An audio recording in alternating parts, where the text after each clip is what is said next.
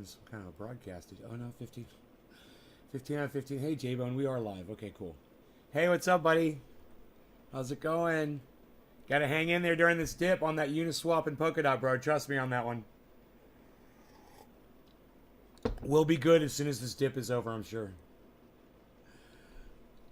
You know, I always invest right before a dip. It's so funny. I always make a buy and then the whole market crashes. But it'll come right back. It'll be nice. Anyhow, I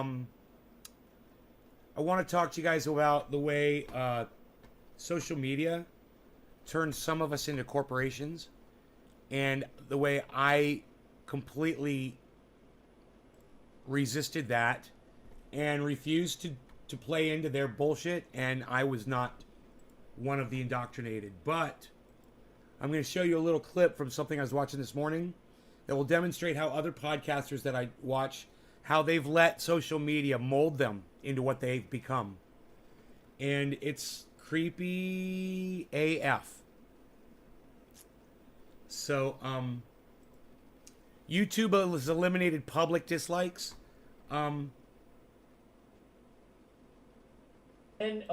Kyle Klinsky talks about that for 10 minutes. We don't have to listen to the whole thing. Hey, Nick. But he makes a comment in the middle of the segment, and he discusses how he's adapted. Eventually it hit a point where it was too big and too powerful to be ignored. And so then the smears came against the platform, and the platform overreacted, and now they've become a caricature of themselves. And YouTube is a shadow of what it used to be. So now we're at the point where even the algorithm is biased. Forget Apocalypse, now we're talking about the algorithm is biased. So they rolled out these changes where now we only promote authoritative news sources. Well, what does that mean? I mean, CNN, MSNBC, Fox News. Well, CNN, MSNBC, and Fox News get shit wrong all the time. They advocated for every single war in the modern era. And all of those wars were wrong. And they just spread the Pentagon propaganda like nobody's business. Russiagate, they were dead wrong on Russiagate. The list goes on and on. So they get to push out false narratives, say untrue things. There's no punishment for them whatsoever. And then on this show, I stand by my track record of getting things right, and we get deranked in the algorithm. And so when you're prioritizing authoritative news sources, what that means is you're always going to get fed in, the recommended box or on the home page. You're going to get fed CNN, MSNBC, Fox News, and even if you're like I'm more of an outsider. Well, YouTube goes, oh, okay, we'll give you a little more outsider stuff. So what will they show you? Trevor Noah, John Oliver, the pre-approved, oh, this is the edgy outsider stuff. The real outsiders like myself, you were fighting an uphill battle. I got 2 hands tied behind my back. We used to, are you kidding me? The way it worked on YouTube is you'd have exponential growth. Once you hit a certain point, you grow really fast because so many people already watch your videos, so they share it with new people all the time. And so you grow 40,000, 50,000, 60,000 subs a month. That was standard back in the day. Now, totally ground to a halt. Nothing. Now, look, that is a gigantic overreach on the part of YouTube. You say, oh, let's reel it in 50%. Even that's unfair, but at least then there would still be sub growth. Now there's just not. And by the way, it's not just me, because some of you will no doubt watch this and say, well, no, it's just Kyle's falling off his game or this or that or whatever. It's not just me.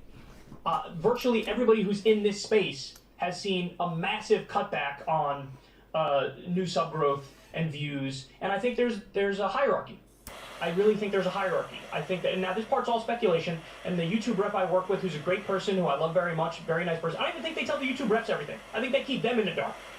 They swear up and down, no, it's not like that. They're liars. Look, I've been doing this for nearly a decade. Thanks, Liquid Amber. I know how it used to be, and I know how it is now. And I know that the policies change because they fucking announced it when the policies changed. So I think there's a hierarchy. I think you could be like tier 1, tier 2, tier 3, tier 4, tier 5, tier 6, tier 7. I think cannabis it's a bunch of them. Kills cancer. And for a show like mine, we're definitely in like the bottom half of the tiers, and we get screwed. So this is just another way in which they're making YouTube less open, less free, less committed to alternative viewpoints, and it makes it worse and worse and worse and worse and worse. And unfortunately, listen, people can say, oh, well, try this other platform or that other platform. It's so established and it's so big and it's the central place and it's been like that for so long that it's not feasible to just start ground up on something else. It's not. It's just not. So what the real answer is, in my opinion at least, is whether it's Facebook, Twitter, YouTube, or any other giant social media platform, what you need to do is regulate them like public utilities. Expand First Amendment protections so that, they can't just arbitrarily ban people based on a whim. And, you still can't do direct threats of violence, you still can't do anything like that, but you would lean much more heavily on the side of free speech. There's a new bill proposed, something about tweaking the algorithm to make it more fair, make it more based on merit. I'm going back. I missed it. I'm going back 2 minutes in. It's on you, Son? son, just like it's on me. There was a time when I read all the comments and looked at all the likes and dislikes and looked at the reaction. And look, overall, even though I thought I had a thick skin, I'm probably a relatively sensitive dude. And you see a couple of comments that you think are unfair criticisms. And then what happens is you're a human. I hit my capacity very quickly for the amount of that I can take. So if I see 2 or 3 of those comments, like, okay, I'm done for the day. So you don't want to ruin the rest of your day because some schmuck was being unfair against you. But it's on... I almost never will I allow this show to ruin my day. I mean, I might take something that's from the show and go talk to somebody outside the show, but it doesn't ever ruin my day. I walk away from the show. I've learned, man. You don't do that, Kyle. You do not base your happiness on how well your fucking podcast goes, because there's good podcasts and there's bad podcasts, and if you were to do that, you'd have a lot of bad fucking days. You gotta let that shit go. But that's not what I'm here to talk about. On me! I don't run to YouTube and say, please, ban everybody who doesn't say nice things about me. Take away the dislikes publicly. What are my hours? I usually go on around 6:30 in the morning, my time. That would be about 9:30 your time, I think. Or 8:30 your time, 9:30. Then I go on around noon or 1 o'clock my time. Or 4 o'clock, 3 or 4 o'clock. And then I'll usually do 6 or 7 p.m. And sometimes I'll do a late night. That's generally my hours. I'm pretty easy to find. Hey, Enoch. By the way, there's also practical implications to this too. I don't know about you guys, but whenever I have a technical problem, or let's say I have a product and I can't find the manual to figure out how it works, you go to YouTube and you say a tutorial on how to do X, Y, or Z, or how to, put together this piece of furniture or whatever it is, and there's always something there and you can watch it. And if you happen to click a video where the title says this is what it's for, and then they give like a bad explanation or the thing doesn't work, you can tell by the dislikes that, oh, this is not a good video, let me go right to the next one. Now you're going to have to watch the shitty ones. There are practical reasons to have it there too. That's a good point. I mean, this is, come on, it's just the dumbest thing I've ever heard. I'm anti thumbs downs. I like the star system, 5 stars down to 1 star. But he's got a good point. I mean, I don't like thumbs downs, and I like that you can't see them. People can't come in here and troll me, right? It's great. At the same time, it does serve a purpose. And let's say Kyle's lying, about some bullshit. He's picked up some fucking narrative bullshit. And you see a bunch of thumbs downs and to listen for that bullshit, Heard, and we split the difference. You could still see the dislikes on the back end. I want to see them on the fucking front end. Now, it's a fair point to turn around and say, well, Kyle, Twitter doesn't have dislikes and you like Twitter. True, but they started it was like that from the beginning. You can't give people this extra sense of an open platform and democracy. And well, see, he should remember YouTube started with a star system. And he was there. He's totally forgetting that. Thumbs ups and thumbs downs was not the way YouTube started. That's what Google introduced. Thumbs ups and thumbs downs. Dividing us. Pitting us against each other. Separating the community. Take it away. You can't do that. You're just becoming a more closed platform. And look, that's what happened to YouTube. You all know this. We've talked about this 1,000 times on this show. But there was a time when the whole point was, this is where you go if you're an outsider. This is where you go to have a voice that is not reflected in the mainstream of society. And that's why a lot of content creators with alternative viewpoints got big on YouTube. We're, alternative media. We're independent media. This is where we can be heard. But of course, over time, the platform got too big. It got too powerful according to the already established order. And so what do? It all started when mainstream media ran some fear-mongering articles saying, oh, naughty ads are running on YouTube channels. Here, look, this is a bigoted YouTube channel, and they had a Nestle ad run before it. So what did YouTube do? Oh my God, panic, defund all news and politics. And that was adpocalypse. I gotta go back. So creators like myself, or David Pakman or many others, all of a sudden overnight, all of our funding was gone. And it was gone. Oh, wait. I don't know how long it lasted, 3 days, I 4 think days, this 5 is the days. part. It was terrifying. And that's when we launched the Patreon for this show. That's when I told you guys, I can never again trust YouTube because any second they just pull the rug out from underneath us. And so you guys came and saved the day on Patreon, by the way, patreon.com/secular talk. We still have it and we still need it. That's still, you know, the best way to fund the show, just like we do with Crystal Kyle and Friends on Substack, where we, you know, you guys pay $5 a month. We don't take any ad money for Crystal Kyle and Friends. You pay $5 a month and you get the video a day early and you get the newsletters. And people still can hear the audio for free, but that's just the audio and it comes out a day later. So you charge people, Kyle, for the information, right? You give them a shiny, nice, improved presentation. They get the video. And if you don't pay the money, well, you can still hear it, but you don't get the video. You know, that's incentive. That's corporate incentive. That's marketing. You know, that's how you get them. And that's how corporations work. And look at him sitting here, justifying taking money from his audience while he complains about the corporate controls of the thumbs up, thumb down system from YouTube, while he sits here and tells you about how he's taking money from his audience members to sustain what he's doing. He's completely corporate, man. He's promoting the whole goddamn thing. And when he started on YouTube and when I started on YouTube, it wasn't to make money. It was because we had a message we thought people wanted to hear. And we wanted to share that message, and we enjoyed people listening to it. That was all it was when we started.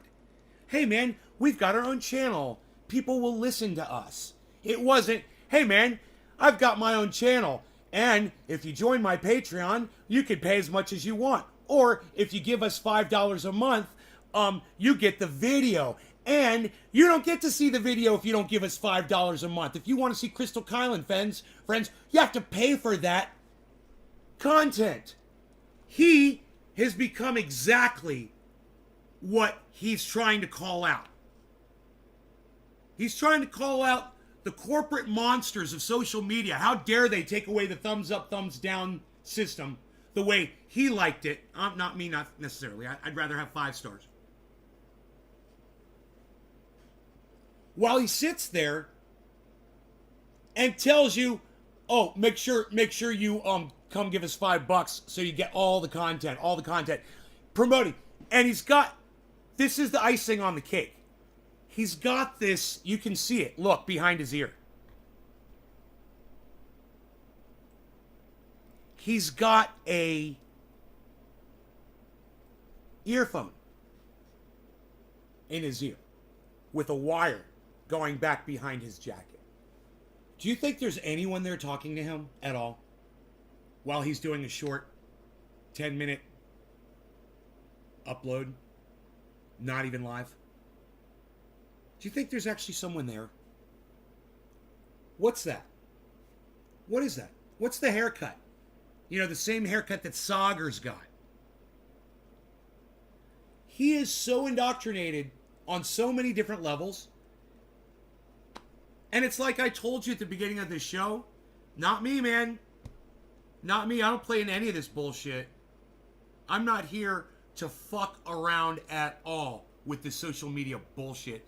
They've corporatized the entire game, and I'm not playing into it. Sometimes I give you guys shit for free. I'm not trying to make money off of you.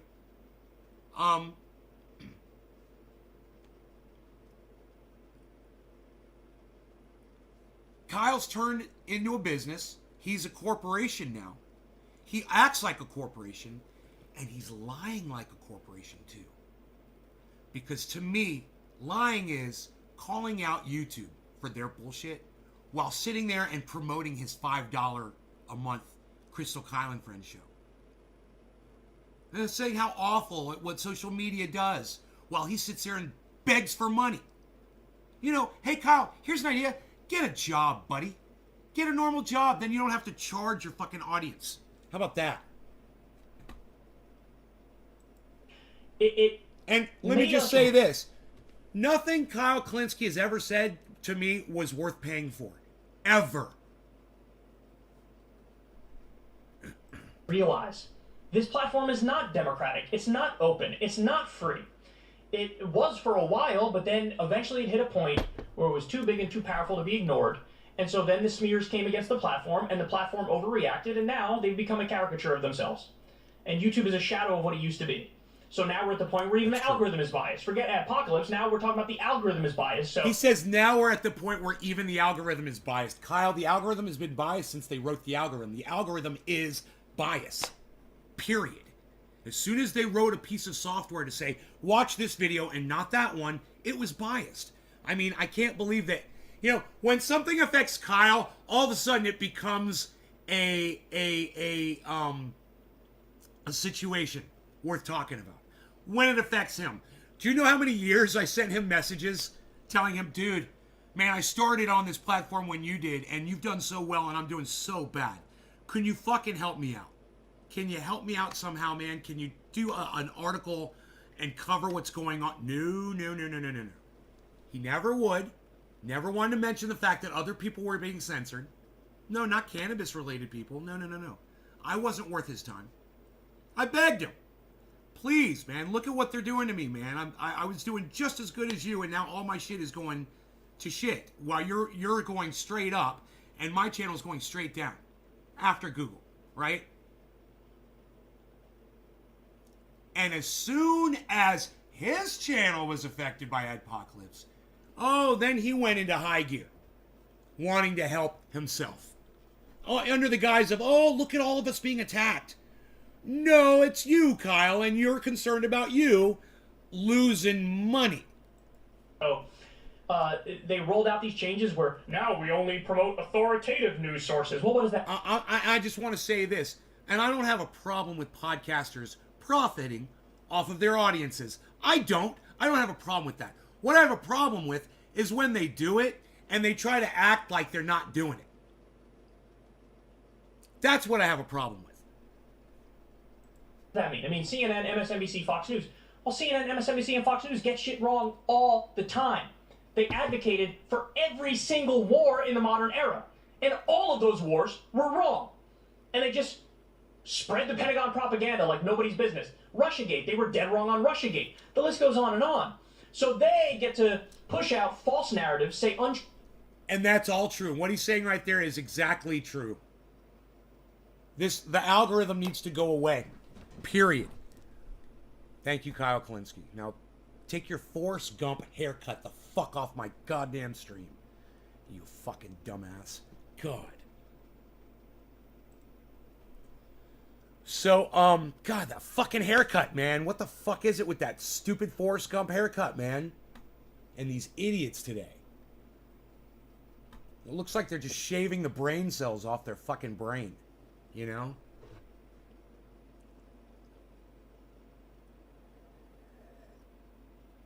Hey, Dommy Dom, what's up, buddy? When it hits big money, they jump. Well, some of them do. You know,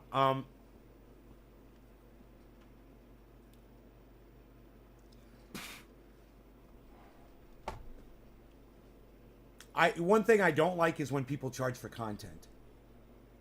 That's the thing that really gets me, man. You know, oh, you can see this content if you give me money. You can see this content, but, you know, the other people aren't going to pay me. You guys only see a limited. That's why I like Jimmy Dore. He does charge for extra content. But he does like 3-hour live uploads, and you can tune into them anytime you want. And he's putting it all out there, and that is a lot. Kyle doesn't do that shit. You know, Jimmy Dore is podcasting like me, like all the time. He's always accessible. He's always available.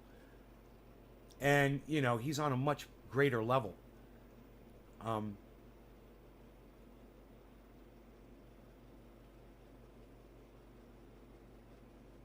I would love to have YouTube bring back the 5-star system and get rid of the thumbs up, thumbs downs. Just, you know, give us the star system back, man.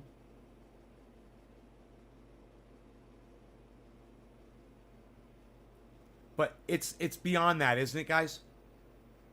It's beyond that. I mean, that's not going to help, really. Bring back the star system. No, man. Space, star system.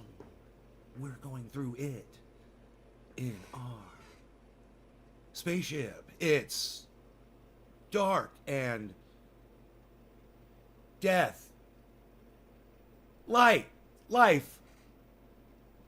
Life. Life. When it hits big money, they jump. All right, we've been hanging here on the goddams for a while. So look,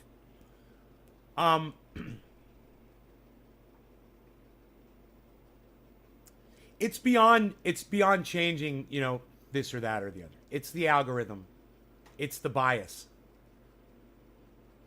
and YouTube is dead because of the algorithm. Algorithm killed the YouTube podcaster.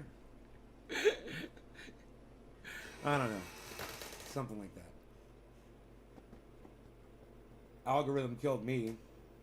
I got 11 viewers! Hey, 11 of you! Hey, all 11 of you! Yay! The algorithm. I don't blame y'all. You know, I'm early. About a half hour early. People aren't expecting me quite yet. In some places, I'm sure. I'm not going to check for a while to see if I'm even live. Shirley Ann Christopher, Amy Marie Holloway, hello, Seymour, cheers.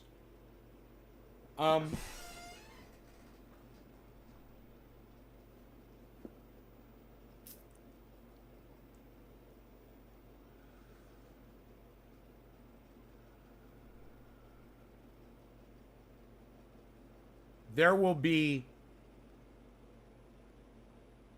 social media sites on the blockchain. You know, I'm sure that YouTube will even become obsolete. Think about that. Like the fucking rotary telephone. Some of you kids don't even know what a rotary telephone is. What, can I YouTube on it? No, you can't YouTube on a rotary telephone. You could call the police, or you could call somebody else, basically. You could put it on a router if you had a rotary phone.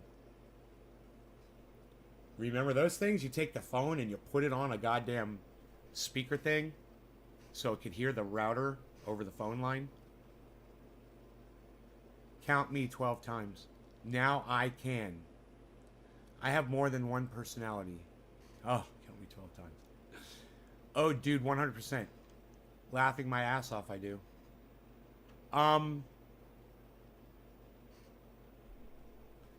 And I believe that when these new social media platforms arise, that I will migrate, you know. I've been looking for one that allows me the exact freedom that YouTube allows me. I mean, I'm allowed to do almost everything on this channel that I want to do. If I could find another thing like this, where I could smoke my cannabis on scram, I just refuse to not podcast without smoking. They're never going to stop me from doing that. I mean, they'll silence me and they'll shut me down, but I won't. I'd still be smoking, you know? I'm not going to stop.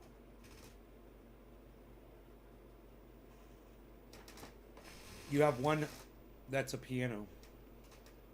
An old phone. Best phones to have was old style. That had all kinds of styles. Yeah, like the cat one with the eyes on it that went back and forth. The black and white cat phone. The cartoon cat. That was pretty fucking cool. The red phone, you know. Remember Batman had the bat line to the commissioner? It was a red phone. It was a rotary phone, right?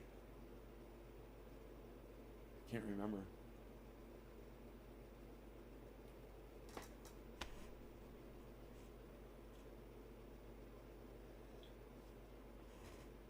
My mom collects teapots.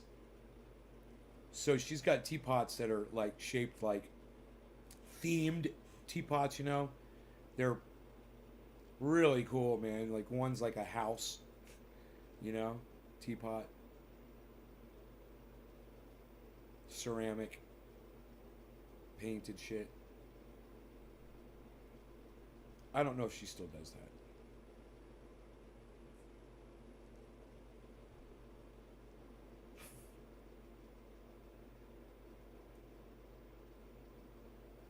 Now we collect NFTs. Used to collect baseball cards, now we collect NFTs. Hey Don, what's up?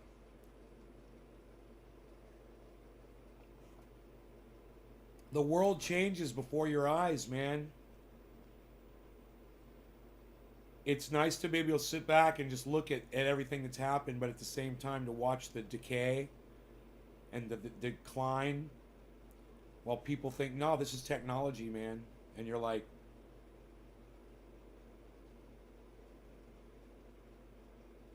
you're disassociating with reality. There's a reason for that. It's because reality really sucks.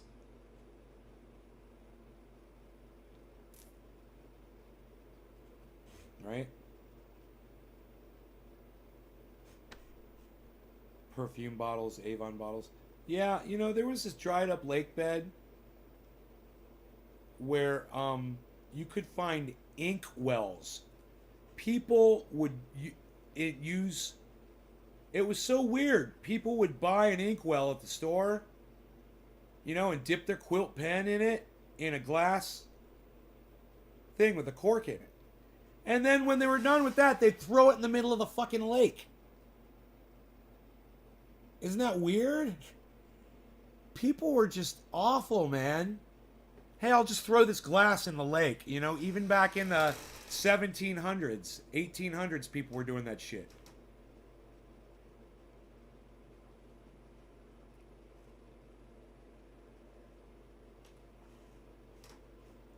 Just disrespecting this planet. Never realizing what it was. That it was fragile.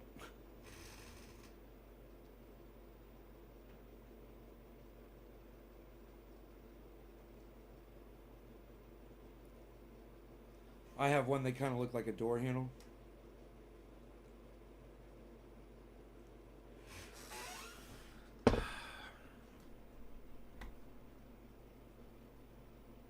Lark Davis channel. COVID lockdowns being what? I missed that one. These are the 7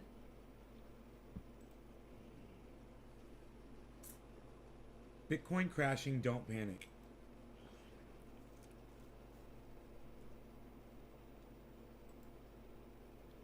The price of Bitcoin is crashing. Is it time to panic? No, don't panic. Never panic. The top is not even close to being in for Bitcoin. In today's video, I'll be breaking down the technicals and what you need to know about the current market situation for Bitcoin. My name is Lark. Every day I make videos talking about cryptocurrency investing. So if that's a topic you'd like to learn some more about, maybe just stay up to date with, then you should definitely subscribe to the Lark Davis channel. Also, you can take a quick second to tap on that thumbs up for the YouTube algorithm. Massively appreciate that. Anybody who wants to receive notifications should also click on the notification bell. By the way, if you are a cryptocurrency trader, then you need to get yourself an account over on Femex. You can long and short all of the top coins in the market. Bitcoin, Ethereum, Solana, Cardano, they have all of the good stuff. And right now they have an amazing promotion going on where you can get up to $3,500 worth of trading bonuses. So if you use the link down below, $3,500 worth of trading bonuses if you have $125,000 to go move into their fucking exchange, guys. I mean, these guys talk about this stuff all the time, and they talk about these bonuses, but they never tell you how much you got to move into the exchange in order to achieve those bonuses. So just so you know, man, if you want to get the $300 bonus, you still have to move $10,000 of Bitcoin into their exchange. You know, That move is probably going to cost you some money from whichever exchange you're moving it from. That's something else to remember. You're going to get 10% off your fees, the standard $100 trading bonus promotion, as well as an extra $3,500 deposit bonus, depending on how much you deposit to start trading with. Just use that link to start your account.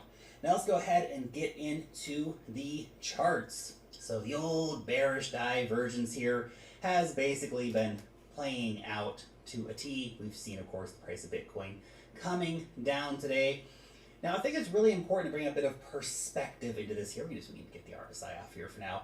I think it's really important to bring a bit of perspective into the market and try to understand how things are currently playing out and how serious the current situation is. So far, up to this point, the price of Bitcoin is only down, well, at its peak today, was only down 11.5% from the recent all-time high back here on the 10th of November. Now, back in October, we had a 14%. So it's a less of a width Move. You see what he's saying? That was a bit of a bigger move by a couple percent. And look, I would like to point out this. It's getting more stable. More important for you to kind of take into appreciation here is that your average Bitcoin correction during a bull run 3 and 7. Thank you, 20% Amy. Plus. So we haven't actually seen a big 20% move. This one's for the you. Cryptocurrency markets. Happy 420. In a little while now. Last time we had one, of course, was back here, early September. This was a 24%, 25% top to bottom move. That fit in very nicely with what you typically see happening during a cryptocurrency bull run. These kinds of big volatile moments are super common. They're to be expected, anticipated, and made advantage of when they come. Now this time back here in September was a great time, of course, to buy. Buying when the market's down by like 25% like this in what is still a beautiful uptrend for the market tends to be a pretty damn good time to get yourself a position. Now, of course, that was led by the 20% flash crash, but it did finally bottom out around 25%. So just to give you that perspective that the current 11.5% crash is nothing. That's nothing. That's literally a Tuesday in Bitcoin. Literally a Tuesday. Nothing too exciting going on here. Nope. There you go.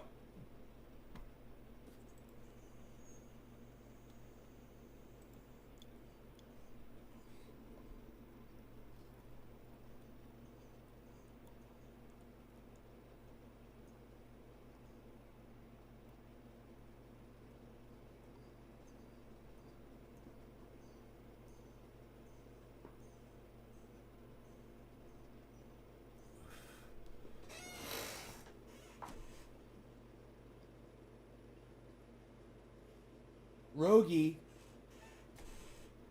got up out of bed this morning for some reason, I was like watching him, so he could go throw up on the floor. He didn't want to throw up in the bed. He didn't throw up bad. It was just a little bit. I cleaned it up really quick with some paper towels. But it was like saliva. I don't know why he did that.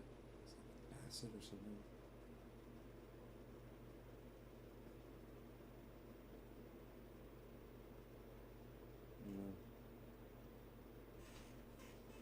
He doesn't usually do that. He's so cute, though. He's like, oh, you got a bed. You didn't want to throw up on the bed. Aw. He's got to go down these stairs and shit. It's an ordeal for him. He has to stretch his legs out.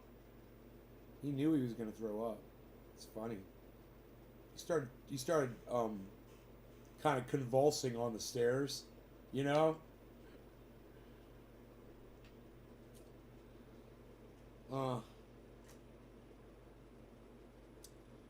So, hey, Ernie, let me help you out there. Have a great life, dude.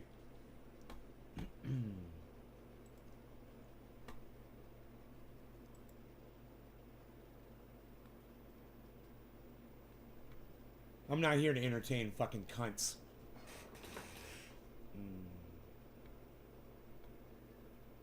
How's that? Is that exciting enough for you, stupid cunt bitch? How's that? Is that good? Is that better?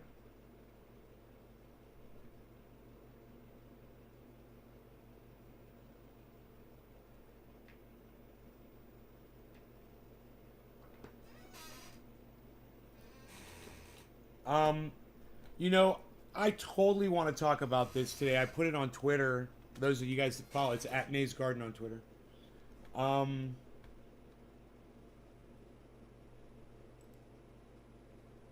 You should see this fucking video.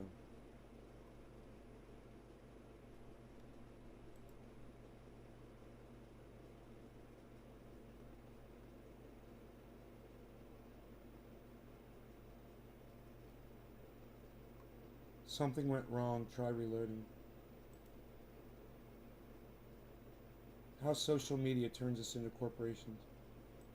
I wonder why it's not showing the video. Huh. Weird. On Twitter.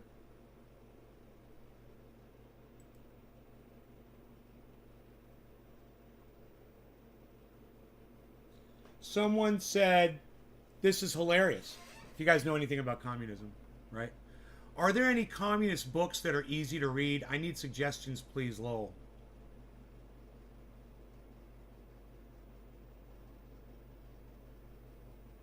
Shit's not loading on my fucking screen for some reason.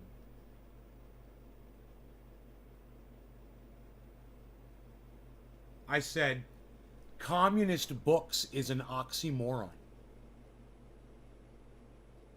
And then I posted a picture from Twitter about communists in Beijing burning books that were anti-communism. You guys like that? That's the kind of shit I put on Twitter. You can go over there and support that shit. Go into my tweets and replies and you'll find that.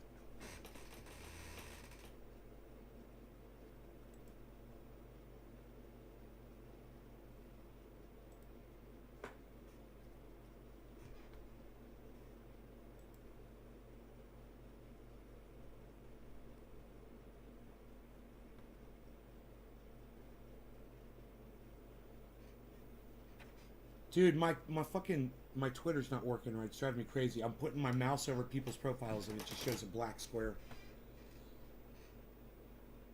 Nothing's loading right. None of the videos are loading. What's going on, man? Am I still live? My dog's wound on his paw's better. I've been using chairs for a while.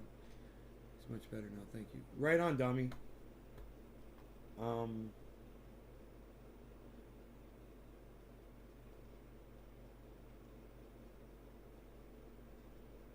Where's the thing I put up, dude, about Elizabeth Warren?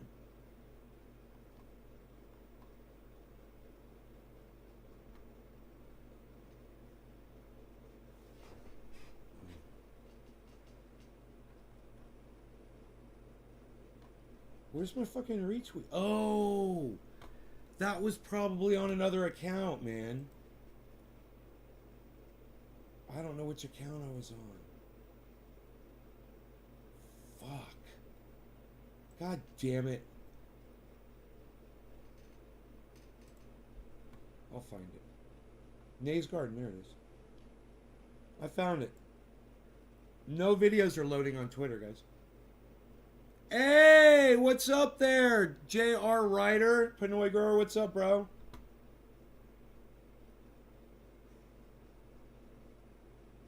I'm enjoying your wares right now, brother. Literally, hi, HAF. I'm reloading Twitter. I don't know why videos aren't loading.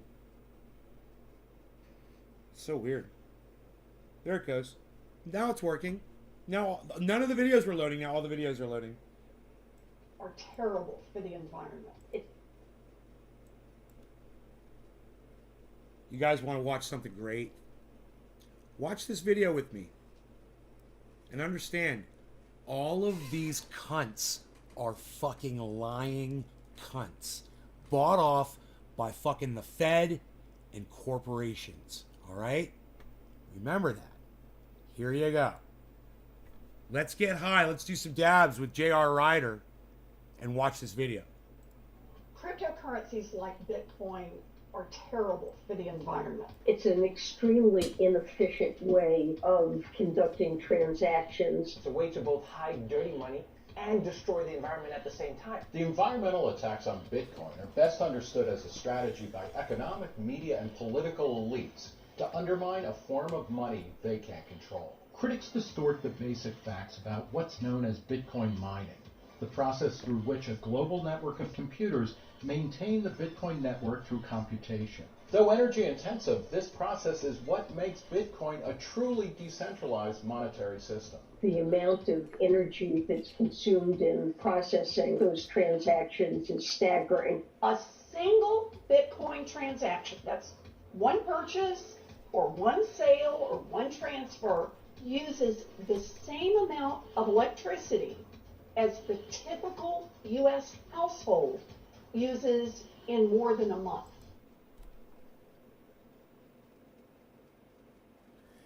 Did you hear what that woman just claimed? Did you hear what Elizabeth Warren? She was running for president of the United States. And she just said that when I purchase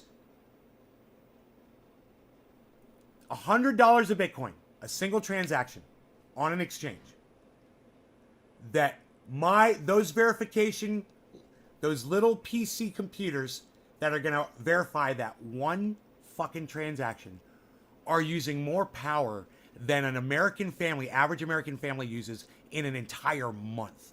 Taking hot showers, doing the laundry, doing the dishwasher, watching TV, having computers, air conditioning, heat running. She wants you to believe that.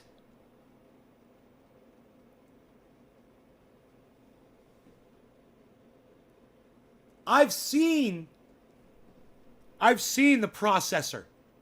I've seen rows of the processors that run those transactions.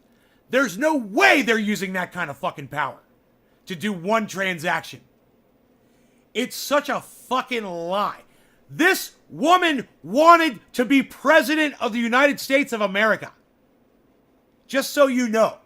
I mean, it's bad enough that Donald Trump was out there saying that, climate change is a Chinese hoax. That's bad enough.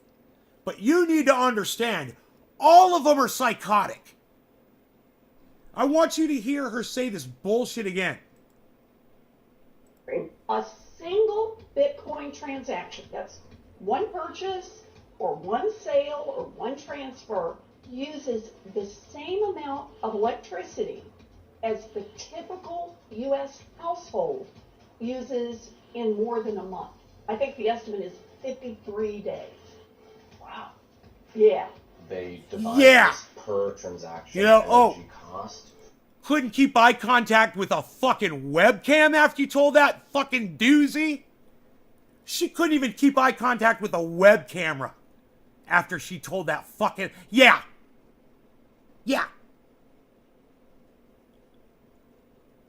Figure, and then they extrapolate Bitcoin's... As the typical U.S. household uses in more than a month. I think the estimate is 53 days. Wow. Yeah. They devise this per transaction energy... Wow. Yeah. They... Wow. Yeah. They... Wow. Yeah. Wow. Yeah. Wow. Yeah. Wow. Yeah. Wow. Yeah. Wow. Yeah. Wow. Yeah. Look away! Yeah. Look away! Yeah. Look away! Yeah. As soon as she lies, she looks away. I mean, the second she lies, she can't stop. That's her fucking tell. Yeah. Alright. It's called greed, Dominic. She's greedy. She's greedy. She's willing to lie to make money. She's defending the federal government. That's how she makes her money. She's a government stooge. She's a fucking pawn for the Fed, bro. They devise this per transaction energy cost figure, and then they extrapolate Bitcoin's transactional load to hundreds of billions per year. Nick Carter is a partner at Castle Island Ventures. He's written a series of influential articles about Bitcoin and energy. On the basis of this somewhat, illusory per transaction energy. No organic cannabis. Cannabis doesn't test for all. Cheers, everybody. That Bitcoin will grow rapaciously in its energy footprint. In fact, as the Bitcoin network grows to support additional transactions, it doesn't require additional energy. Just as the Federal what do you Reserve know? Building's electricity bill What do you know? increase with every ATM withdrawal.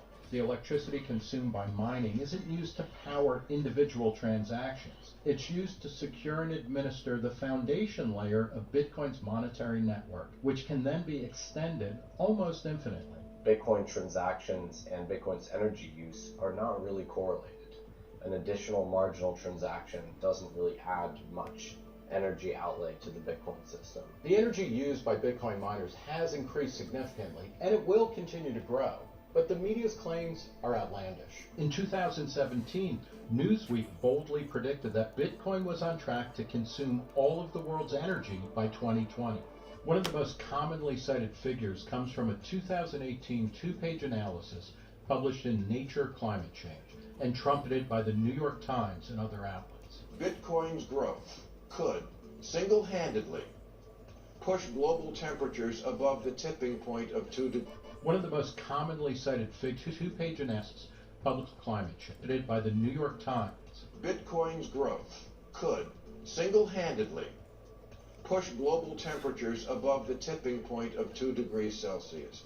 Bitcoin's growth could single-handedly push global temperatures above the tipping point of 2 degrees Celsius. Effectively, it makes some very questionable assumptions about Bitcoin to derive this extrapolation of Bitcoin's future carbon footprint. It finds this cartoonish figure that Bitcoin could increase the world's temperature by 2+ degrees. Which is completely inconsistent with the way Bitcoin works. Nature Climate Change went on to publish 3 rebuttals, pointing out the implausible assumptions used to generate its figure, including the same fallacy of calculating an energy cost per Bitcoin transaction and then assuming a linear increase as the network grows. So how much energy does Bitcoin mining actually consume?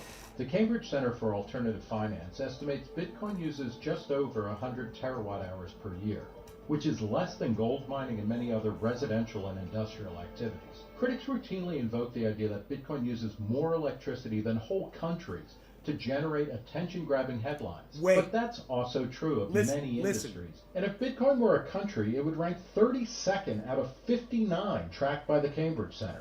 And for what it's worth, Bitcoin's market cap is over $1 trillion, far more than the GDP of many of the countries to which it's compared. Now, do you understand what that means? What that means is Bitcoin is using the same amount of energy as these countries are, but producing more economy than these countries are. Way more profit for more people than these fucking countries are doing. Do you understand what that means, guys? So listen to what he said there, because that's an important point. Listen to this right here. Industries. And if Bitcoin were a country, it would rank 32nd out of 59 tracked by the Cambridge Center. And for what it's worth, Bitcoin's market cap is over $1 trillion, far more than the GDP of many of the countries to which it's compared. Critics also tend to ignore that miners are incentivized to use energy that would otherwise go to waste. That's because electricity is hard to transport over long distances, while Bitcoin mining can happen anywhere that there's internet access. So miners gravitate toward energy sources with excess capacity. They will go to the Amazon, they will go to the Congo, they will go to Siberia, they will go to Antarctica, to the middle of the ocean. They'll go wherever the cheapest energy is. Alex Gladstein is Chief Strategy Officer at the Human Rights Foundation.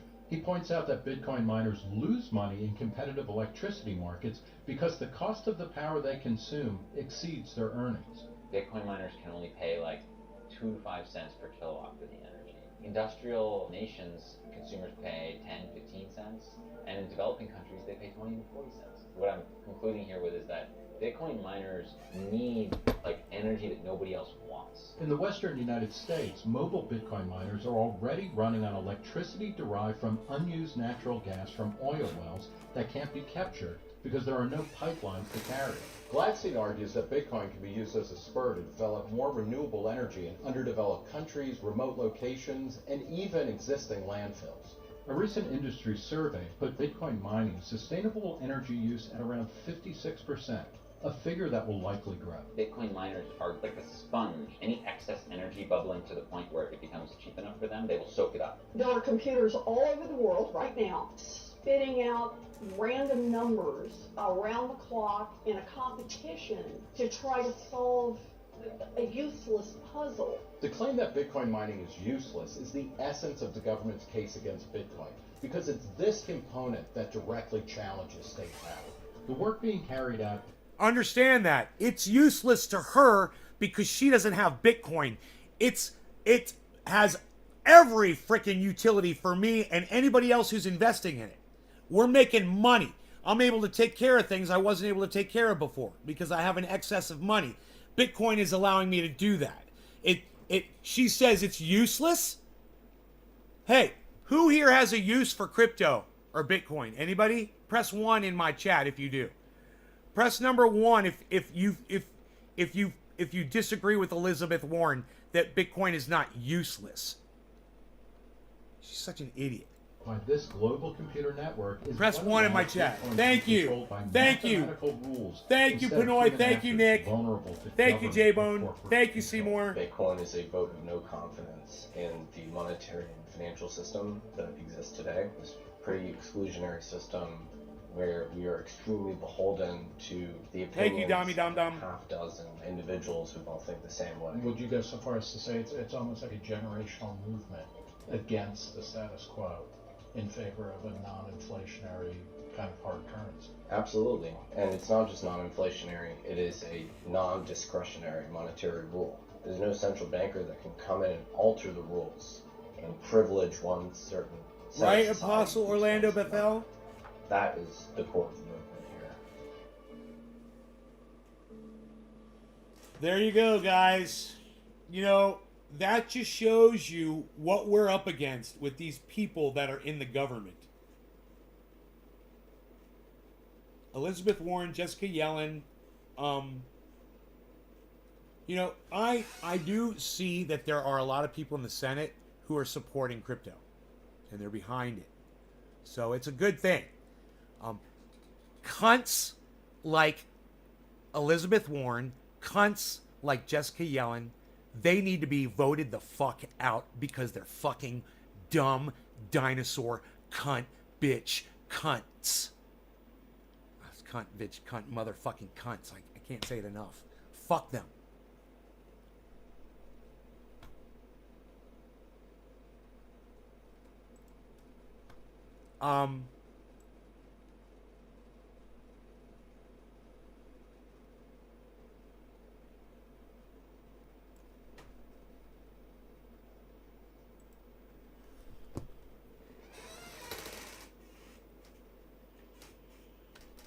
That's it. You just needed to see that, man. I don't really have much to say about it.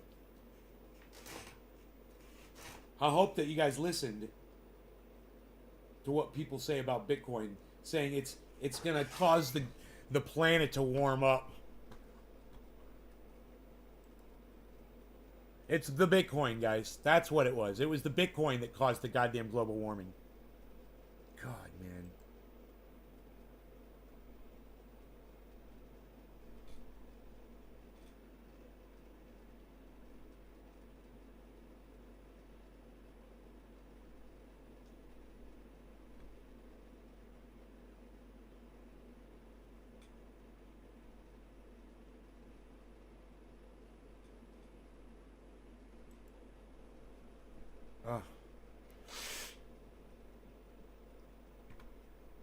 Let me see this.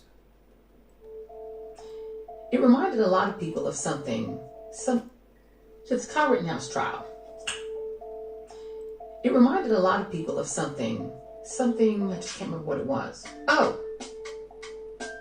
the Brett Kavanaugh hearings, in which Brett Kavanaugh, who had been accused by a high school friend of committing sexual abuse of her. Whoa.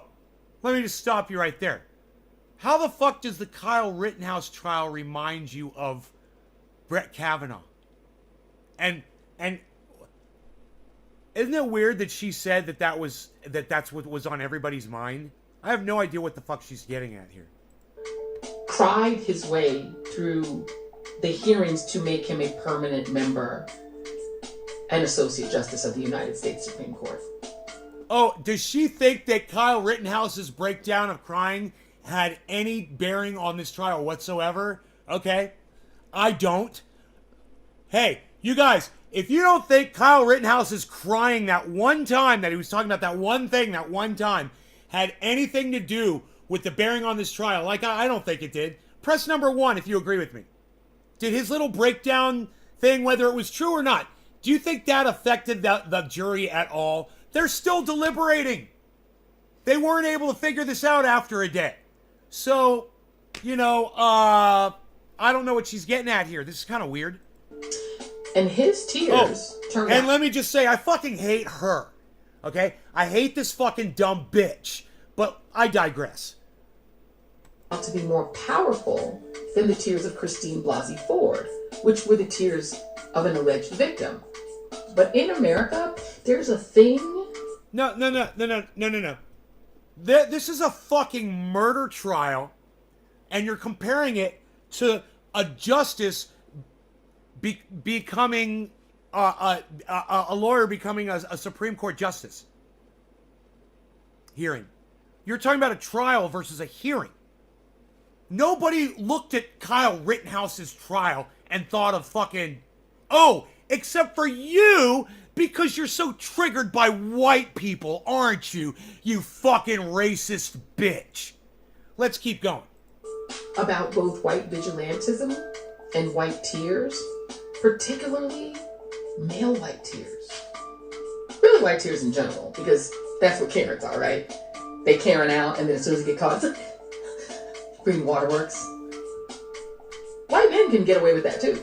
And have we already established that the term Karen is a racist term on this show? If you agree that the term Karen is a racist term, press number 2 on my live stream right now. If you agree that the term Karen is racist, like the definition says it only applies to a white woman, press number 2 on my live stream. Is the term Karen racist? Press number 2. Seymour agrees. Yeah, the term Karen's racist. Anybody else? Nick agrees. The term Karen is racist. By very definition. Do you guys want me to pull up the definition? Oh, NY710. I don't know who you are, but I love you already. Thank you. Yes, NY710 agrees. Thank you for pressing 2 in the chat. Yes, the term Karen, it's provably racist. So she is using a racist term. She's provably racist, as I've already said. Now she's using the term Karen. Listen to her use it. Really white tears in general, because that's what Karens are, right? They Karen out, and then as soon as they get caught, green waterworks. White men can get away with that too. You know, it's funny. She bears such a strong resemblance in the way she's acting to Tim Black right now, that it's like he literally does that whole thing where he goes and then he gets serious again. I think she's been watching Tim Black. Hey, great. You know, at the same time, he's guilty of the same thing. You know, I'd love to hear his take on this. I'd love to hear Tim Black's take on what I'm talking this video. I wonder if he could keep it as real as me. Let's go on here. Let's see what else she's going to say. And it has the same effect. Even as the right tries to politicize the idea that masculinity is being robbed from American men by multiculturalism and wokeism. okay, that's true. You know, the whole goddamn Jordan Peterson thing. You know, we've been emasculated, eh, by the women, eh? They cut my penis off, eh? I don't know what to say, eh? I've got a big education and I can use big words, eh? I'm sorry. I know that was bad. I'm sorry. I was trying to do Jordan Peterson. I'm sorry. My apologies to all of my Canadian friends out there. I know you all hate fucking Jordan Peterson too. But wasn't that what that whole thing was about? You know, oh, you poor males, you're being emasculated, if that's the correct word, by women and by your portrayal, the way you've been portrayed by the media. Oh, you poor white men. You know, most of the white men that I know, they don't seem so affected by that. They just go on with their lives and they ignore shit like this. But I digress. Let's keep going. They still want to be able to have their tears. So my friend Jahan Jones, who writes the brilliant The Read Out blog, wrote a great piece about this. And if you want to read it, you're going to be able to read it right here. No thanks. That's it? That's it? A little promotion there? Not interested in anything else you have to say. If you're a white man and you want to cry about something, I want y'all to know you have my support, and you should have full society support.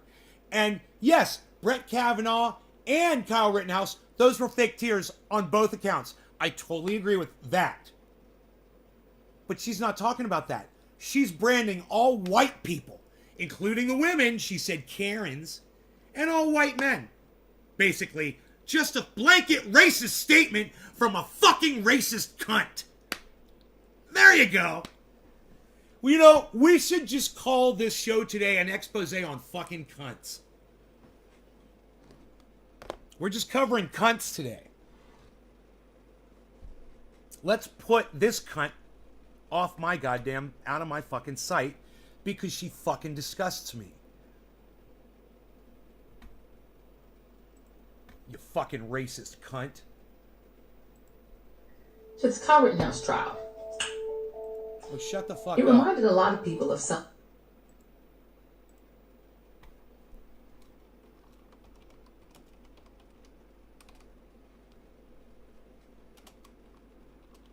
I'm sending that at Real Tim Black.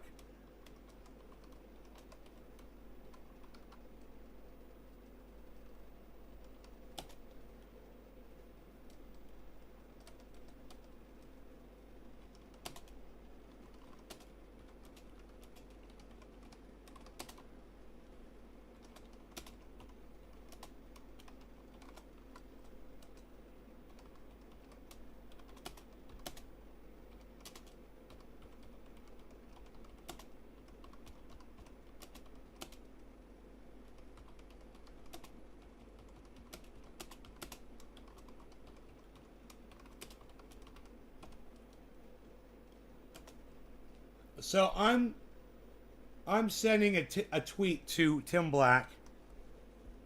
I said, racist much? At Real Tim Black, what do you think? The term Karen is by definition racist. It mainly refers to a white woman. I would love to hear your take.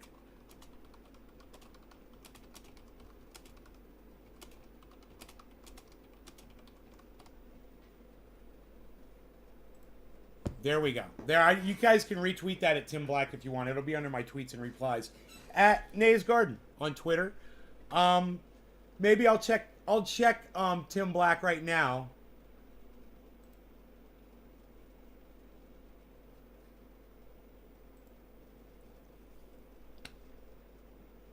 And see if he's talked about it. True Talk Tuesday. True Talk Tuesday.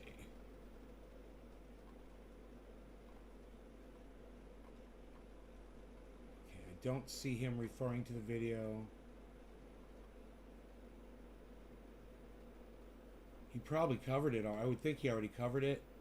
November 15th, 20th, 19th, 18th. Why isn't this in order? 10 hours ago. 10 hours ago. Patreon. Huh. 2-hour show. I wonder if he covered it.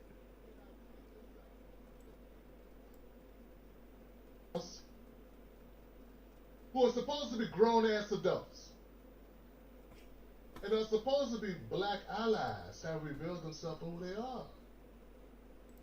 I tried to tell you, Johnson. You told me what is some of what he tell says, me? Johnson.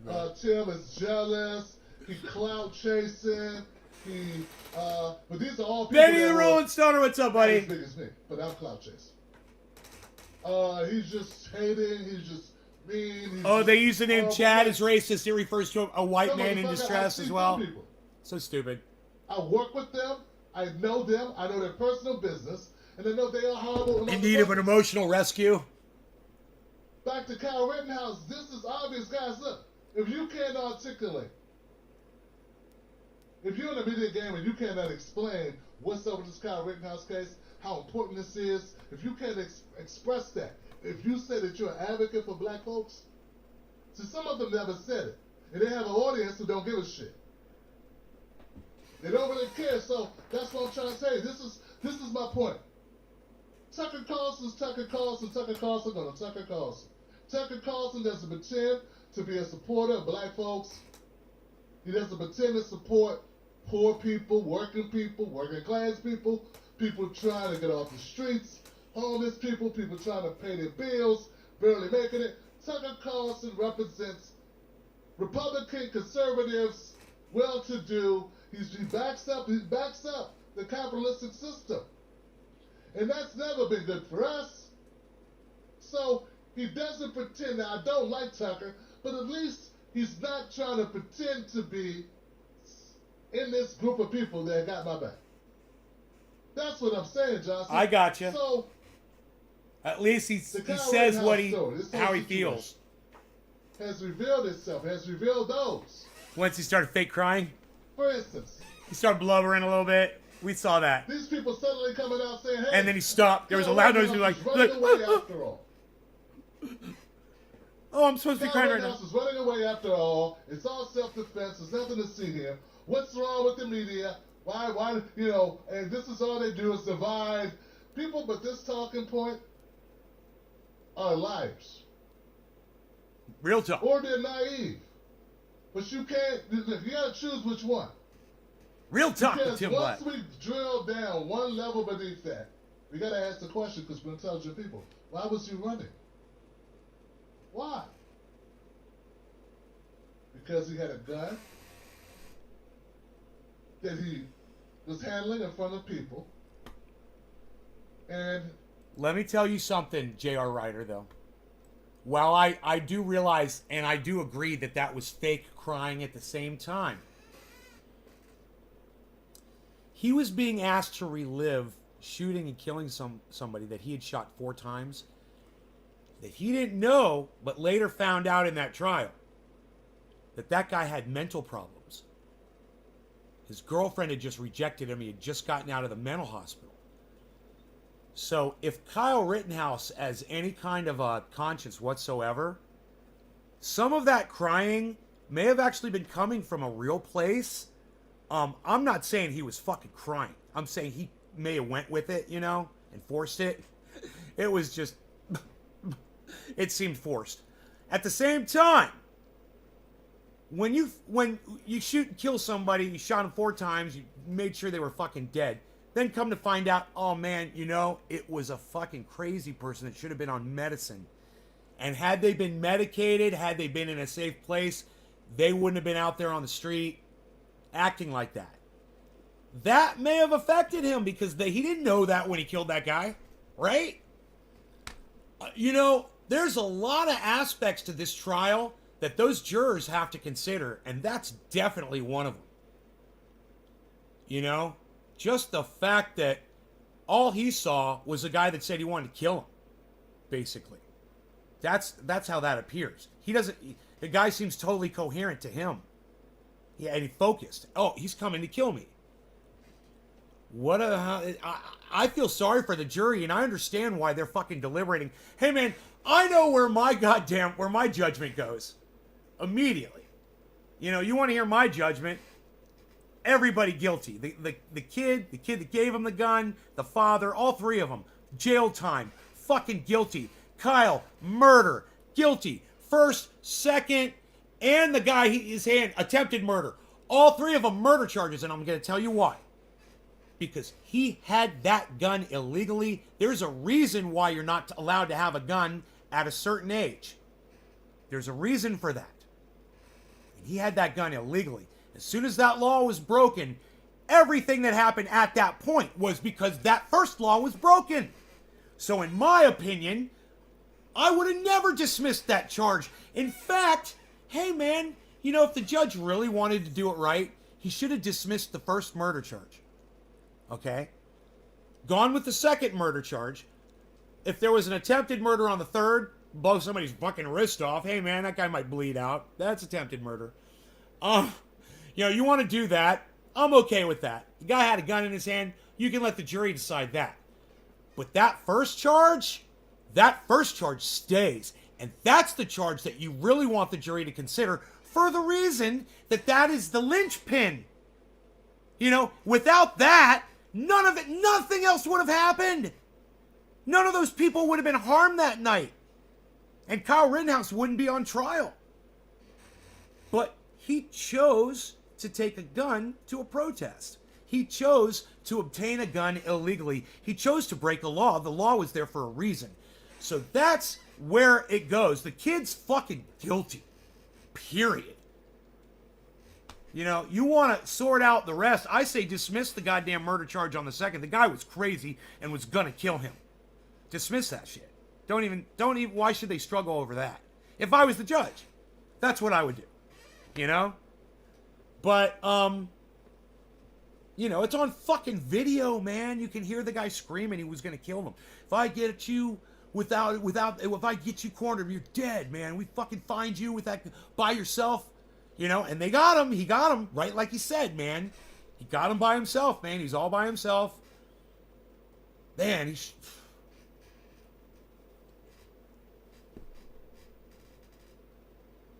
yeah, are you just seeing it? 7 o'clock, top of the hour. No law regarding cannabis.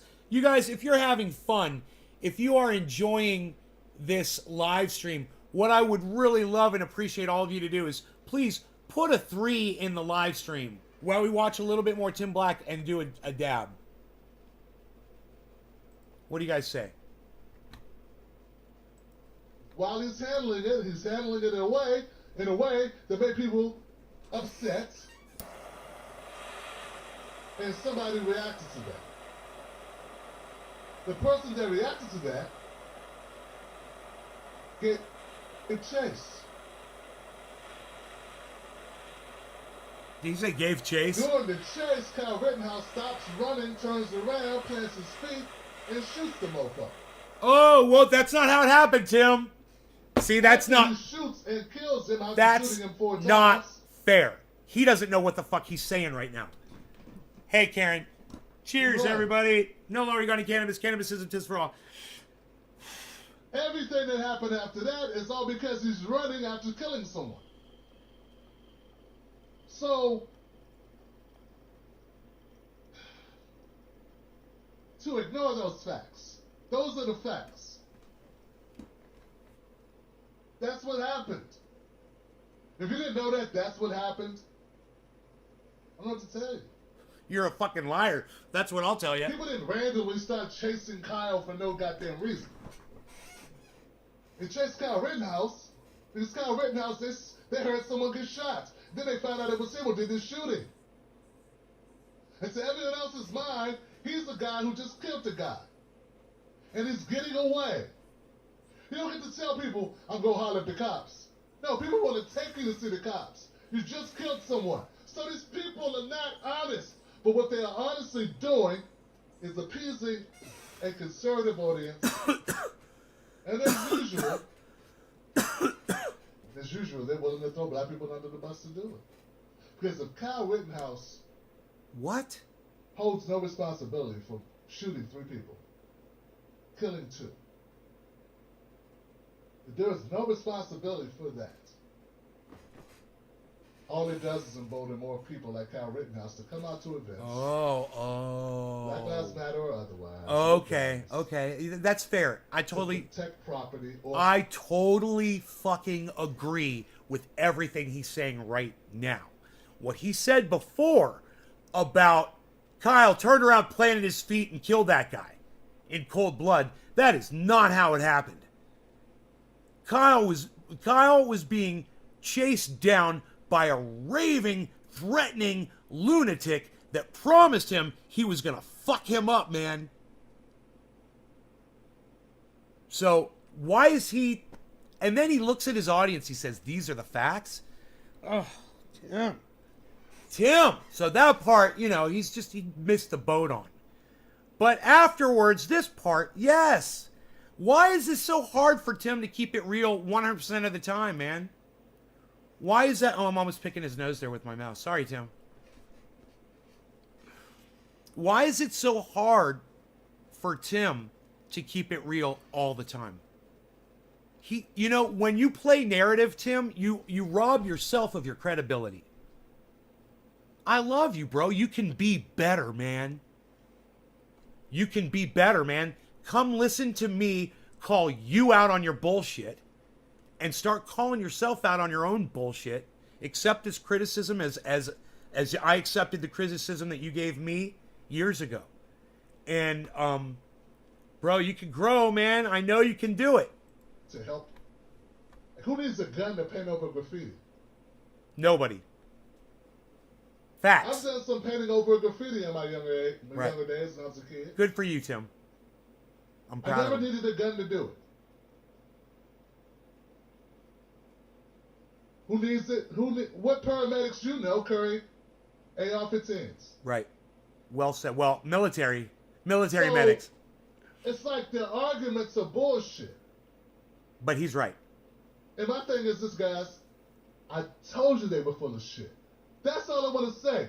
I told you they were full of shit. They're proving it to you, and you don't care. Tim, listen, Tim, more people would care if you filled in the other spaces with reality instead of your bullshit narrative. Because listen, you don't need to spin this to win this. That's what I'm trying to say. Listen to me, bro. I agree with you, and I did it without fucking saying that Kyle turned around, planted his feet, and murdered that guy in cold blood. Keep it realer. Yeah. Defense team Kyle files Rittenhouse walks motion away free. for a mistrial. You will see more problems. Hey, man, it's fair. It's fair for a mistrial. It's fair that they declare a mistrial. The judge was unfair, man. But I'll tell you what, the judge was totally leaning towards Kyle the entire time. Everybody can see that. But based on that, it's not a fair trial. It's crazy that, you know why the defense is filing for a mistrial, everybody? And they're probably going to win it. The judge is going to grant, he said he'd consider it. Because it's taken more than a day of deliberation. They haven't come out with a verdict. They thought they had it. They thought, we got this. No problem. Let's see what the jury does. Jury's like, we don't know yet. They're like, oh, fuck. We better play our fucking, our ace that we've got in our back pocket. Because they got it. This trial was no good. That is a provable fact. Mistrial. Tim doesn't get his way. I don't get my way. But we're keeping it real. The judge was unfair. He was literally, his ringtone was God Bless the USA. Donald Trump's theme song for his rallies. His battle cry. Oh shit. Hold on. Oh, it's just my cat. Okay, I thought he might have a bird or something. What's up, Carlos? Come on in, buddy. Harley cat. Harley cat. Harley cat. Harley cat. Harley cat. Harley cat. Harley cat. Harley cat. Harley cat. Harley cat. He's a Harley cat. He's a Harley cat zipping around the universe and stars. Rantings tell, Tanya. I don't boys, understand what that means. more militia types. It's almost 7:10. Bore these people out and protest.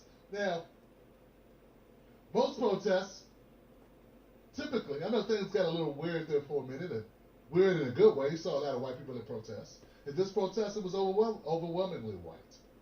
But historically speaking, who does protests? Who does the marches? Who's doing the marching? Okay, so it stands to reason that more often than not, there will be black people at these marches. Now what's going to happen? Who's going to start showing up now with guns? And anyone who says, oh, that's not true, just dismisses that this could have social implications. Man. And make things dangerous, more dangerous for black folks, is in denial. But what I'm telling you guys is they don't care because what's most important to them. 7:10s and yeah, 2 minutes. Cheers.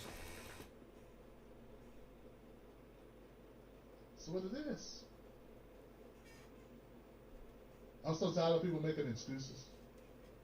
I'm so tired of people saying, oh no, this person's a good fighter for the people. That's only because the people that he's undermining are people that don't look like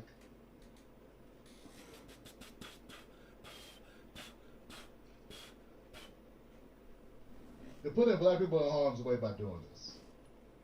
When I first voiced all my issues about Hanoi, son, so-called left, these people who I think were doing a disservice because I like policies, certain policies, I love them. I think those policies are great policies. I want to add in reparations, a black agenda to those policies. But I think everyone deserves health care. Everyone deserves. We need to get rid of student debt. My kids got it tough. Young people have it tough. We have older people with student debt. It's not just children. They're grown adults. There are people, seniors, whose estates are impacted by student loans. Happy 7:10. No longer go to cannabis. Cannabis is for all. Cheers, everybody. Policy, okay? Environmental justice, educational justice, medical justice. All these types of issues, these are very important. I believe in them. But I said we got to tweak it and add some reparations. We got to add some black agenda. We got to add some other policies that go directly to impacting black people in a positive way. Because if you're progressive and you say you're for the people, well, black people are people too, and America has systemically disenfranchised us by not including us in the New Deal, the Fair Deal, the GI Bill, and all we got was a raw deal. So we gotta say, hey, wait, we gotta correct this. We can't just pretend everything's even Steven and start with student loan debt when black people only own 2% of the wealth in this country. When black people only own 2% of the land in this country. May be okay with you because you happen not to be black. And if you're a black and that's okay with you, I got a problem with you. You need to go stand somewhere else. Don't stand with me, go stand somewhere else. I'm over here advocating for black people. Obviously, you're not in that group. And what I'm saying is, this Kyle Rittenhouse story puts us in more jeopardy because who gets in voting? More people are going to show up at events. I wonder. You found a way to make money, tapping into your frustration with the Democrats when he took it personal that Bernie would not come on his fucking show. Then, the fucking end. And everything else has been money grab, money grab, money grab, money grab, money grab. That's all it's been. We need to be honest. Be honest. I can be honest and say, hey, I got so tired of the guy, anything that he touched, I hated. I don't give a fuck what it was. And I'm not just by myself. Is he talking about Jimmy Dore? And anybody who aligned with him, I couldn't stand. I've unfollowed so many people just because they followed this guy. He's that toxic in my book. He's horrible. And based on that frustration, I probably went after other people. I was more pissed at other people probably than I needed to be. But that's how much I can't stand what he's about, what he stands for. And his politics. And he's done nothing but prove me right. Any day I could have came out and said, I've changed my mind, he's a different guy, but I don't change my mind. His recent actions show me, look, I'm not sorry I went after Jimmy Dore. I wish I would have done it sooner and harder because the guy is horrible. He has proven to be everything wrong. Everything fucking wrong. Okay? He's the most damaging person to the side of the left that I thought was going to be helpful in getting black people some policies. I thought because the guy couldn't stand the cops, he was an ally, but he wasn't. Because that's all he wanted to do is talk about how shit cops were, but he wasn't down for putting together policies that actually did help black people. He wanted to put policies, he wanted us black people to help get policies that helps everybody. And that's not the same thing. It's helping black people directly. So anyone He wanted policies that helped everybody. Tim, that's the funniest thing you've ever said mad in your entire life. Jimmy Dore wanted to help everybody! Damn it! You guys want to hear that again? We got to show this to Jimmy Dore. He's going to love it. Somebody show this to Jimmy Dore, please. All right, get your phones out, people. Get ready. Tim Black saying, be honest, while his hat shows everyone his background is a green screen.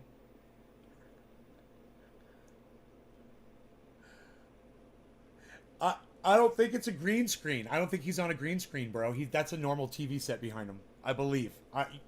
You could totally be right. I think he's got backlighting on him, but I'm not sure. God, is that a green? You're right, dude. It's a green screen. Yeah, that's got to be a green screen, right? That's a green screen.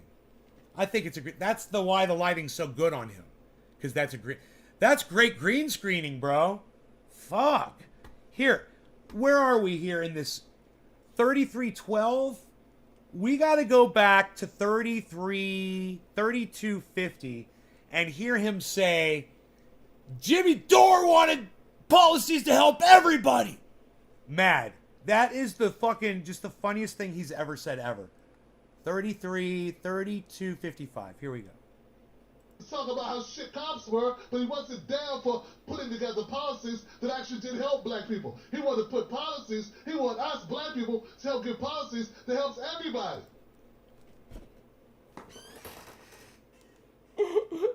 Tim, man!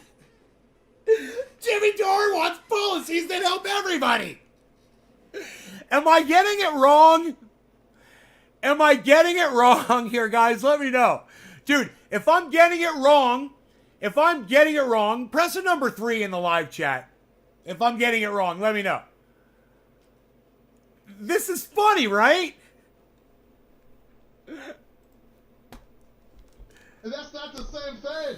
It's helping black people directly. So anyone that's on that shit, I don't ride with them.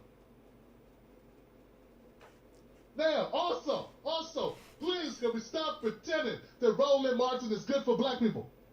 We must stop pretending. We must. I don't give a fuck if you're over 50. You stop fucking pretending that Roland Martin means well, that he's good for us. He's a pissed off guy, wishing he could be back in CNN. He could not. His last resort was to try to compete with people like me, and he's doing nothing but champion for the Democratic Party.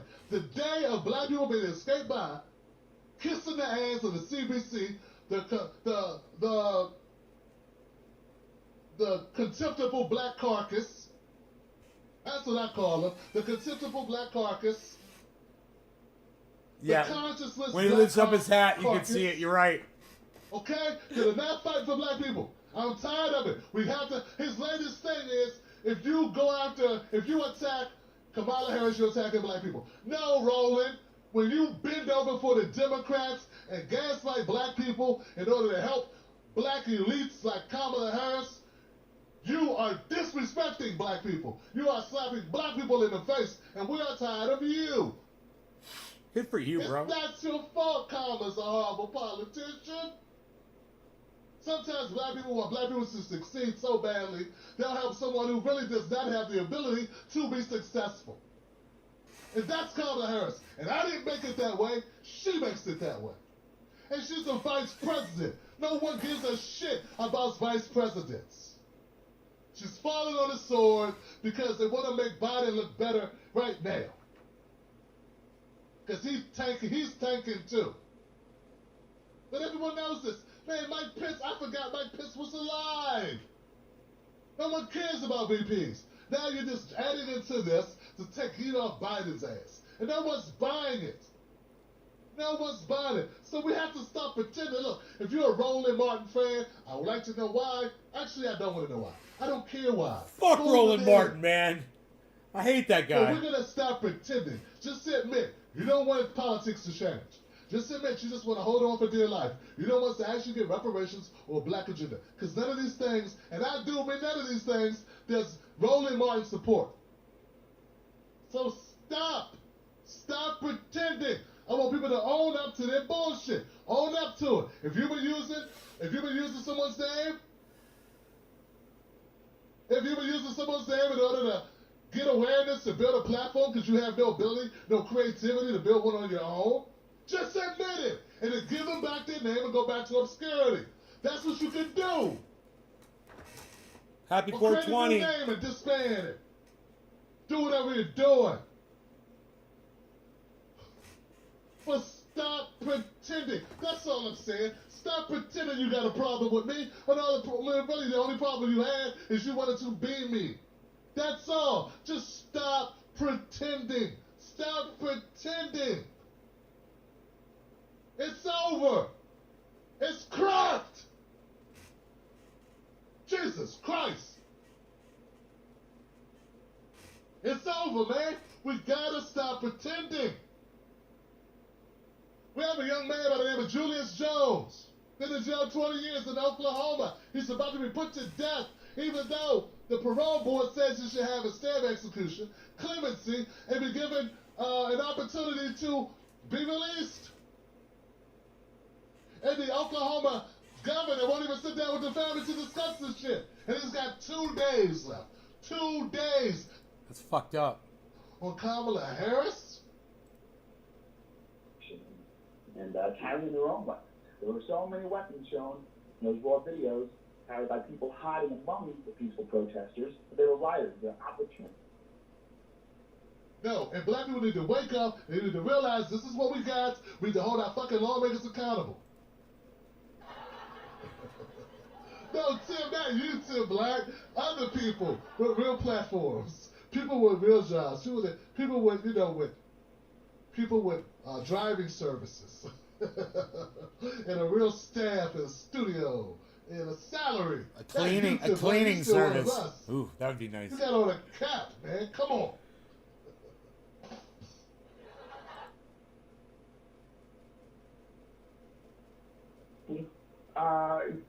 Has an illegal gun. Has an illegal gun. This should be interesting. And you know, it's just more evidence on top of evidence of how vile and putrid this country truly is. It's insidious. And these people that want to support this fucking killer, they're just insidious, vile, malicious people. They know exactly what they're representing. They're representing that real. Sounds cheaper than a maid. Yeah, it would be a cleaning service. I want one that waxes my vehicles too.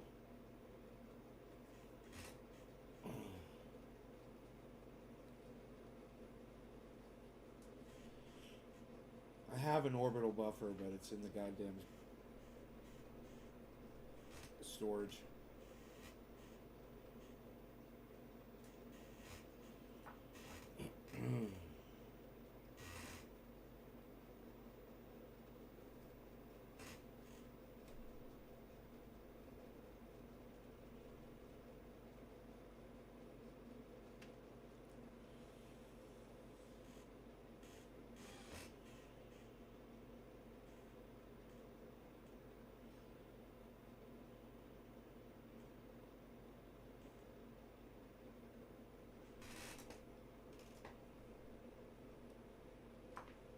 Wonder when Rogi's gonna wake up.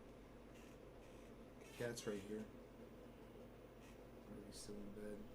He wasn't feeling good this morning. Poor dog.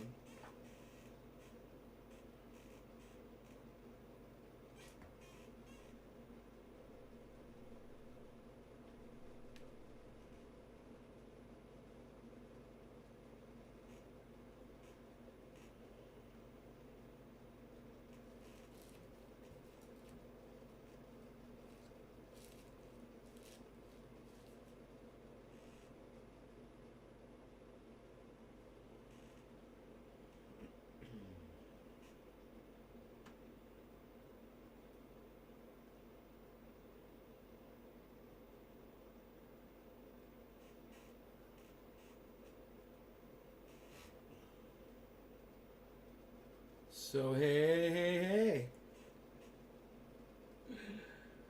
Welcome to my show, everybody. We're just chilling. I smoked some dabs, and I'm in slow motion right now. I'm feeling really good.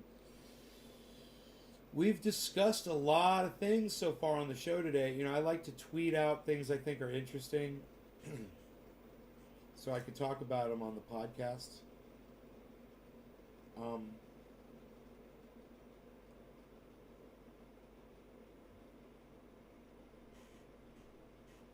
Crypto's making a recovery.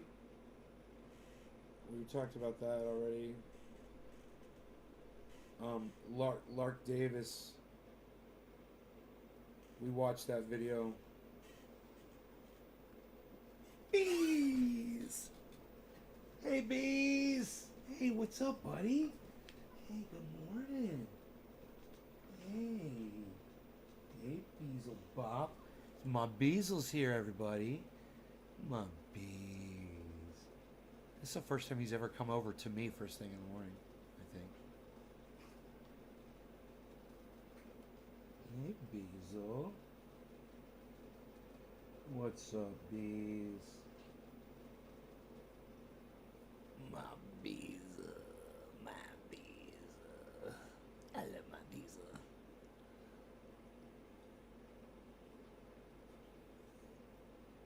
What you doing, Bees? You put your tracker collar on, it's all charged up. He still has this little spot on his tail, where it looks like his skin's a little dry there. I gotta put some more triage oil in there. It hasn't completely healed up yet. I've already put some on at least one time. He doesn't like when I do it, really. It's like, he doesn't like when I do anything to him. I don't like to disturb him, though. You know?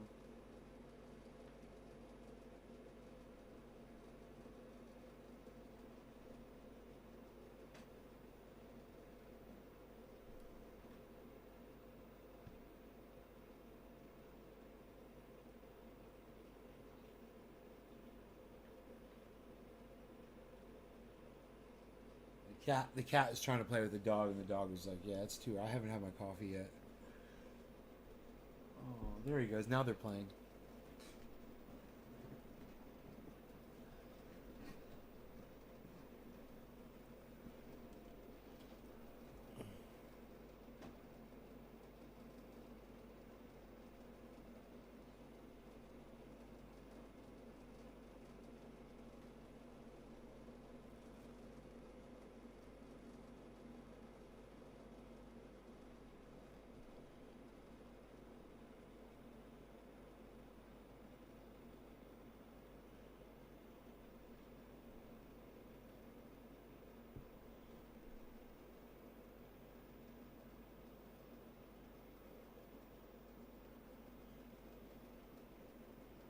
Trying to get you an angle where you can see them better.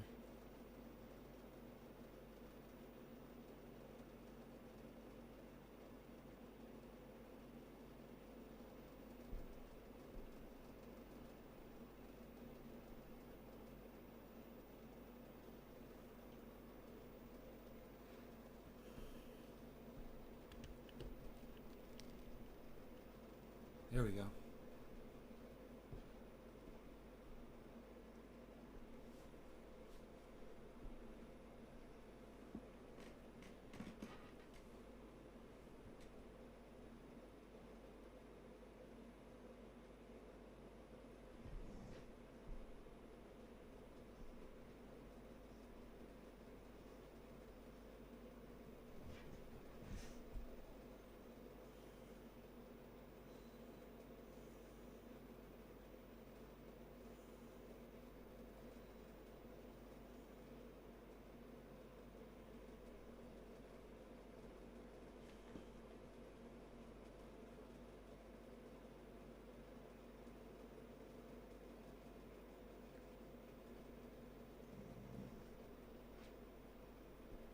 He's so tough.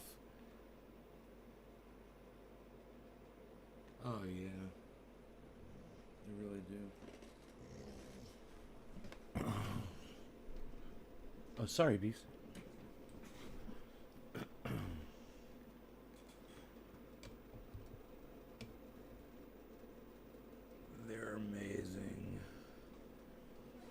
Two of them together.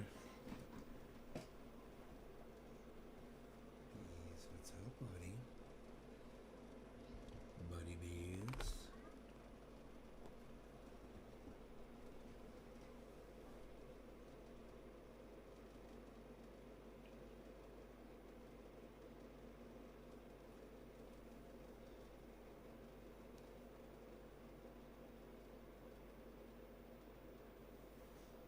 You had 400 killings in Philadelphia? Why, Dom? Why are they doing that, man? What's going on out there?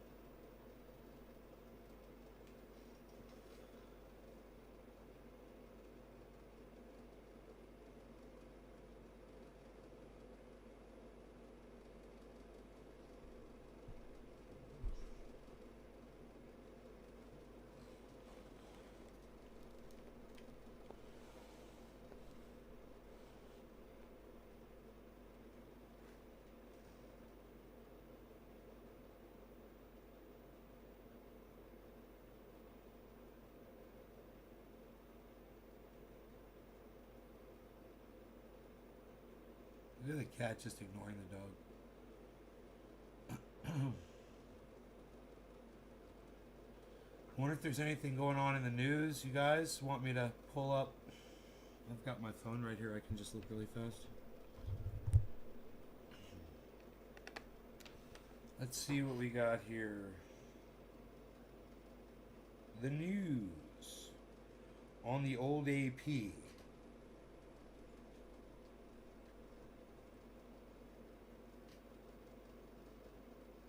Or else.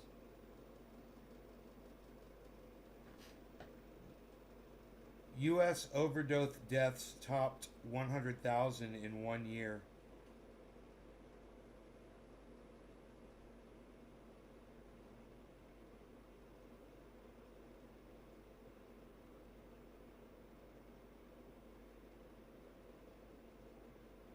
There's nothing in the news on this day. Isn't that weird? Nothing in the news at all.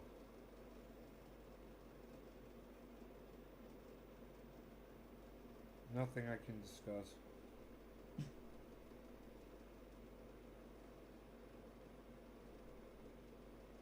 Deadly flooding in Pacific Northwest in Canada. Yeah, you guys, because of climate change, there's going to be a lot more storms, as I've already warned y'all, and these storms are going to be way wetter. They're going to be more powerful. They're going to last longer, and there's going to be more of them.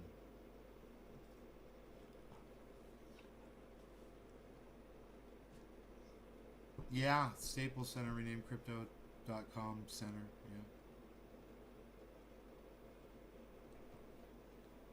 And so the epic battle begins. Kitty versus Doggy. Why they Beasling? Why they Beasling?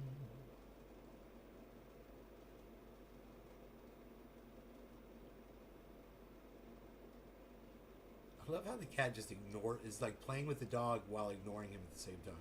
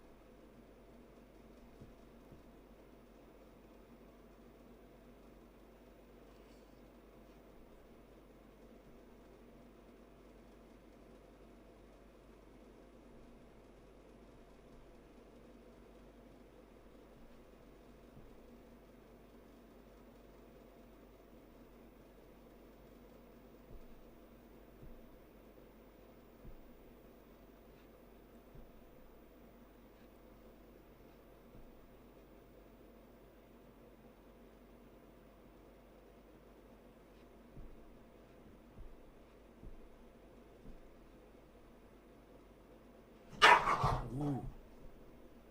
That's not cool. That cat really bit the dog.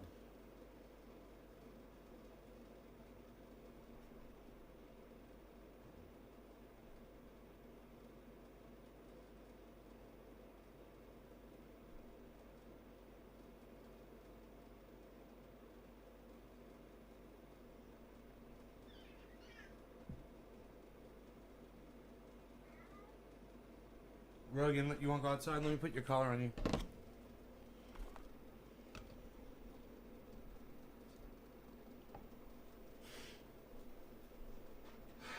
Come on, bees.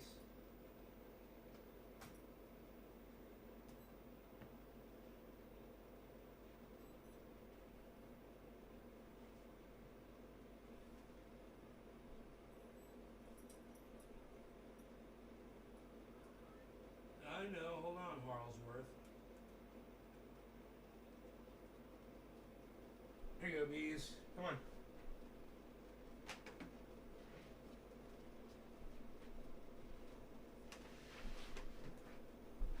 Come on, bees. Come on, guys. Let's go outside. Come on, come on, come on. Harles, Rogan, come on. It's nice out there. 47 degrees. Rogan, want to go outside? Harley? No? Fuckers.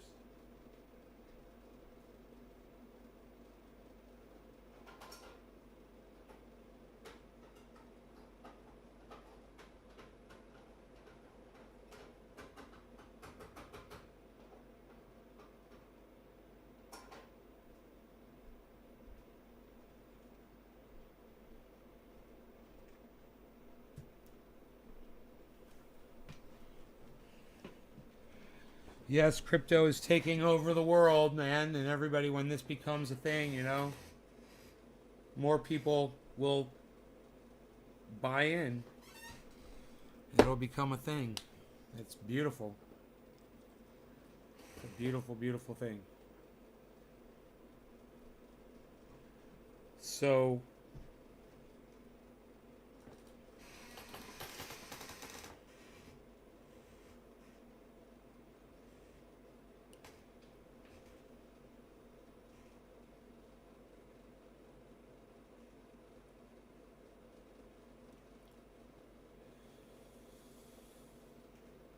you know, we could look at the market right now. Bitcoin dropped just now to 59.5. It is. It pumped a few hours ago when it hit 58,380. And now it's just kind of been going down, going down, going down. It's flat bopping downwards. Not a lot of movement. Just going downwards slowly. We'll see what it does now. Looks like it's continuing downwards slowly. So that's what's going on with that. You guys got anything else? I've been live for a while.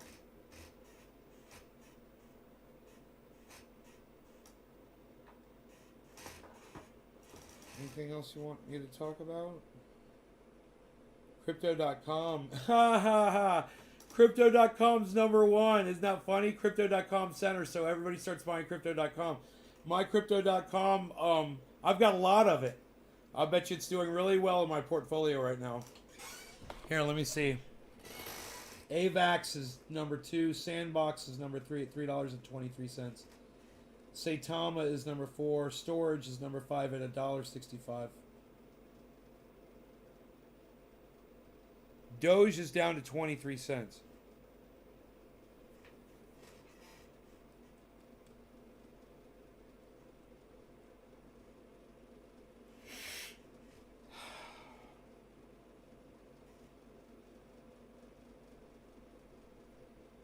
Ethereum is still under 4,200. 167. Okay. Let's see. Crypto.com. There it is. My buy-in on Crypto.com. It's at 48 cents right now. 49 cents. My buy-in on Crypto.com is 21 cents. Average. My profit loss percentage on Crypto.com is 164%.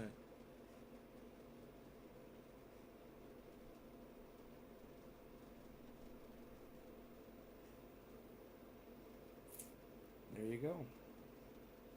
Diversification, people.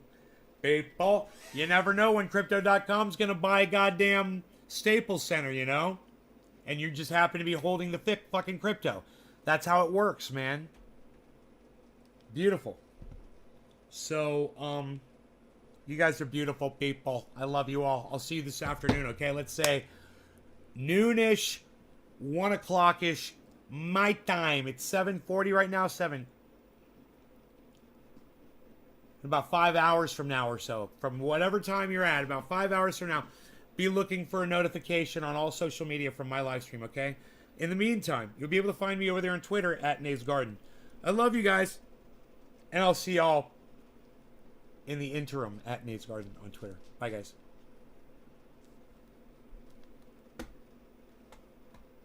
Beep.